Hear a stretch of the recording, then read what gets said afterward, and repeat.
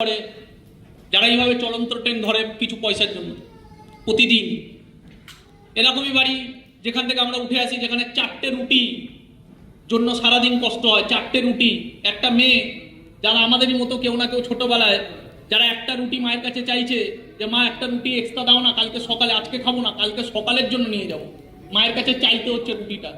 কেন? কারণ মেয়েটাও, ছোট মেয়েটাও জানে যে বাড়িতে রুটি নেই, কালকে সকালে খিদা পায়, স্কুলে যাবো, একটা রুটি দাও না। স্বামীকে রুটি খাওয়াতে হবে 4টে, স্বামী সারাদিন খাটে, তার জন্য ওয়াইফ কি বলে, আমার সকাল থেকে পেটটা না ভারী ভারী, তাই আমি খাবো না, তুমি খেয়ে নাও। এটাকে বলে গরিবী। ইয়েস, চলন্ত ট্রেন থেকে লাফিয়ে চলন্ত ট্রেনটা ধরতে হয়, গরিবী। বয়স হয়ে গেছে, 500 টাকার জন্য রিক্সা চালাতে বেরোয়, হাঁপানি ওঠে, কিন্তু তারপরও রিক্সা চালাতে বেরোয়, গরিব। আমি যে ফ্ল্যাটে থাকি, ওই ফ্ল্যাটের নিচে 80 বছরের একটা দাদু কাজ করে, সিকিউরিটি গার্ডের, সারাদিন বসে থাকে চেয়ারে। ওই ফ্ল্যাটের সিকিউরিটি গার্ড, 80 বছর বয়স, 80 বছর। ঠিক মতো কথা শুনতে পায় না, ঠিক মতো কথা বলতে পারে না, 80 বছর বয়স। 4000 টাকা মাইনে দেয় ওনাকে, 4000 টাকা, মানে দিনে 150 টাকা, 150 টাকাও না। ওই 80 বছরের লোকটা ওখানে এমনি এমনি বসে নেই, শখে বসে নেই, ঘরে অভাব আছে, তাই জন্য ওখানে বসে আছে। ওই 80 বছরের লোকটা যখন ওখানে বসে থাকে, অর্ধেক কথা শুনতে পায় না, বুঝতে পারে না, 4000 টাকা মাইনে দেয় ওনাকে। তারপরে ওই ফ্ল্যাটে না একটা মানুষ নেই যে ওর সাথে ভদ্রভাবে কথা বলে। কিছুদিন আগে এখানে একটা প্রোগ্রাম ছিল বাবাইদের, এখানে বাবাই স্টেজে যখন বললো তখন আমি জানতে পারলাম, বাবাই বললো যে আমরা নাম্বার 1 টিমে এমনি এমনি নেই, আমরা নাম্বার 1 টিমে কেন আছি এর একটা কারণ আছে। ও তখন একটা এক্সপিরিয়েন্স শেয়ার করলো, বললো আজকে আমি সকালে যখন দাদাকে ফ্ল্যাটে গাড়ি নিয়ে আনতে গেলাম, তখন দাদাদের বাড়ির নিচের দারোয়ানটা আছে, দারোয়ানটা আমাকে ডাকলো। আমি যখন দারোয়ানটার কাছে গেলাম, ওই দাদুটা আমাকে একটা কথা বললো যে তুমি কোথায়, বিকাশের বাড়িতে এসছো? বলছে হ্যাঁ। বলছে বিকাশ না খুব ভালো ছেলে, আমি না বিকাশের কাছে খুব দরকার ছিল বলে টাকা চেয়েছিলাম কিছু পুজোতে, বিকাশ না আমাকে 500 টাকা দিয়েছে।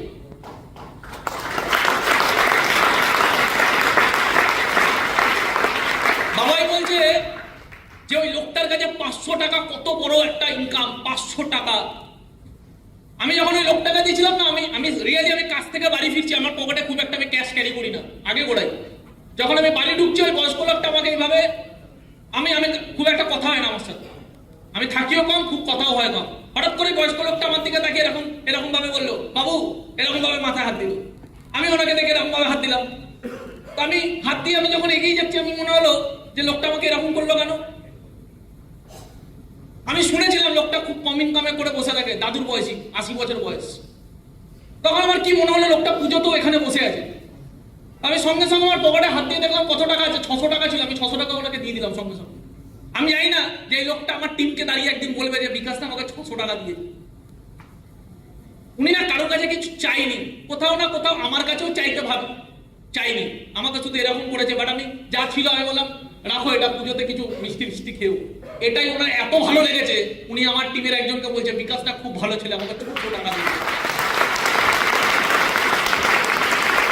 তোমার কি মনে হয়, আমি যদি আজকে স্মার্ট ভ্যালুটা না করতাম, জীবনে হয়তো কিছুটা দিন আমি কেঁদে কেঁদে স্মার্ট ভ্যালু করেছি, কষ্ট পেয়েছি, গালাগালি খেয়েছি, সময় লেগেছে।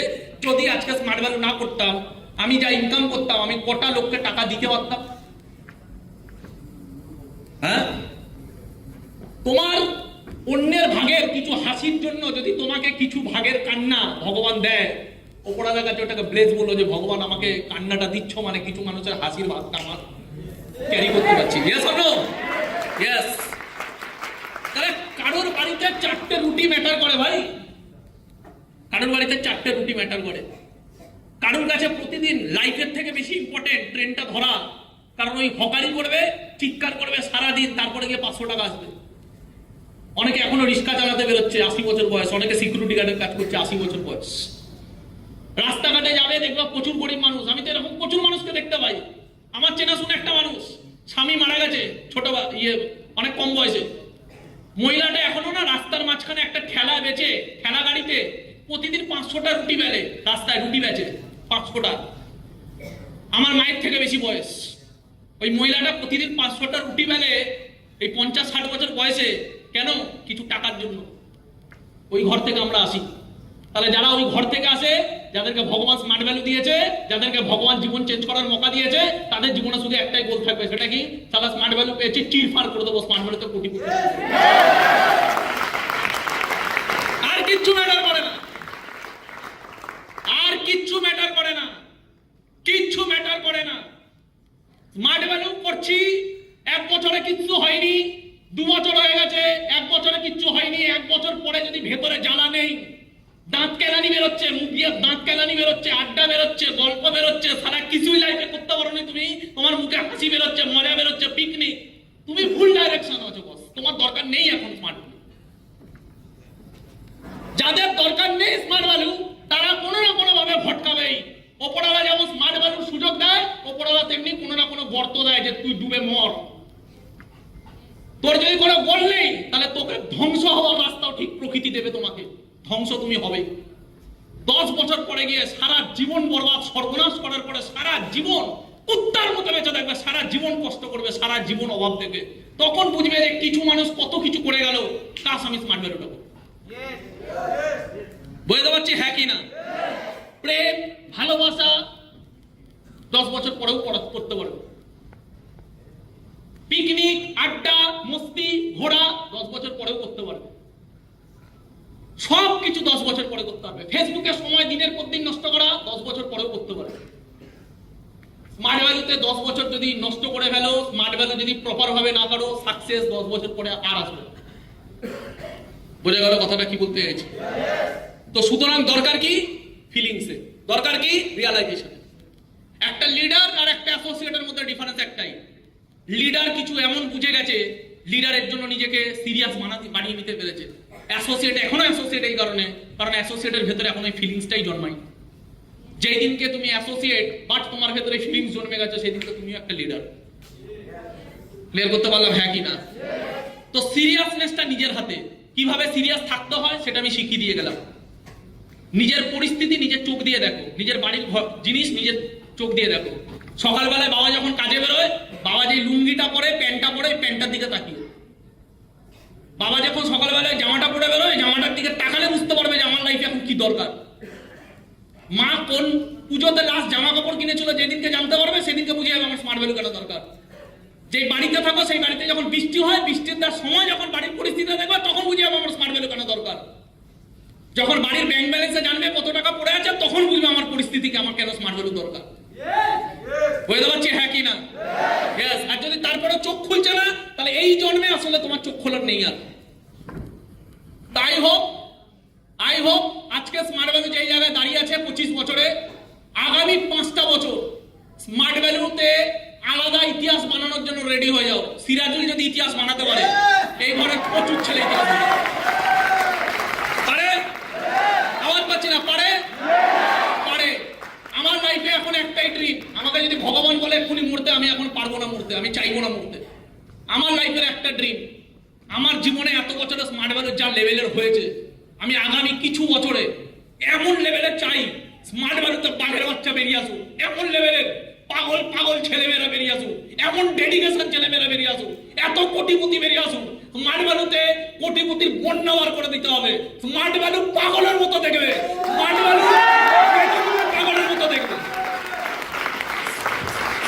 স্মার্ট ভ্যালু ম্যানেজমেন্ট পাগলের মতো দেখবে, স্মার্ট ভ্যালুর লিডাররা পাগলের মতো দেখবে।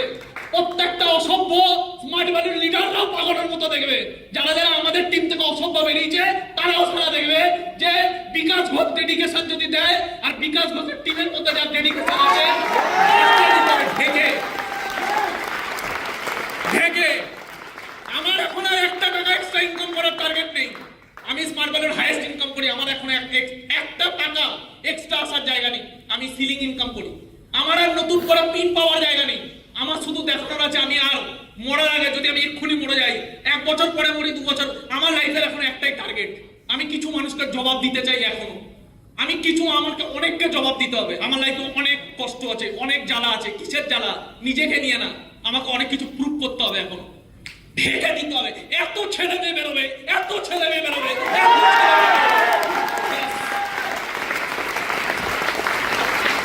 যেই টার্গেটটা আমার আছে আমার অ্যাসোসিয়েটদেরকে নিয়ে, সেই টার্গেটটা আর কিছু মানুষের চাই। এখানে পাগল করে দিতে পারে। মার্কেটিং পাগল হয়ে যাবে। 50টা অ্যাসোসিয়েট বাইকের পর বাইক নামাও, নেক্সট বাইকের পর বাইক নামানোর পর যে তিনটা মারাবে ওদেরকে বলছে আমরা দেখ এখন বাইক নামিয়েছি, তোরা বাইক নামা, তুমি গাড়ি নামাও। একের পর এক স্টেজ পারবো করতে একটুখানি।